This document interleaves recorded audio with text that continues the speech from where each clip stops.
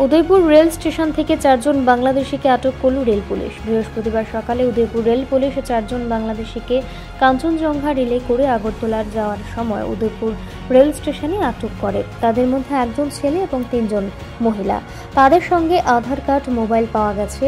পুলিশের সন্দেহ হচ্ছে আধার কার্ডগুলো অবৈধ। প্রত্যেকের বাড়ি বাংলাদেশে।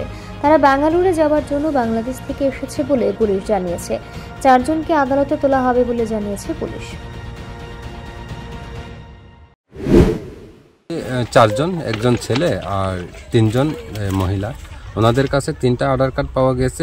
একজনের ছেলের তার কাছে ওই মোবাইলে পাওয়া গেছে আধার কার্ড দেখতে ভুয়া মনে হইতেছে, কিন্তু ইনভেস্টিগেশনের পরে বোঝা যাবে যে আধার কার্ডটা কি সত্য কিনা।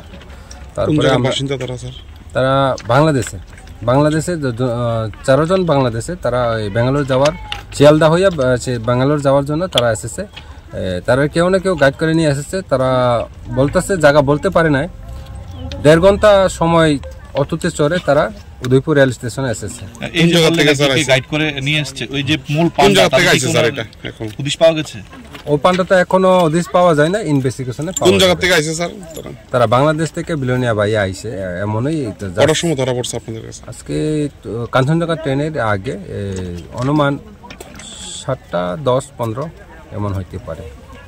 এখন কি আপনাদের হেফাজতে আছে? এখন আমাদের হেফাজতে আছে। আমি ওসিআরকে ইনফর্ম করেছি। ওসিআরকে এসে স্টাফ এসে নিয়ে যাবে এবং হ্যান্ডওভার দেওয়া হবে প্রসেস মতো।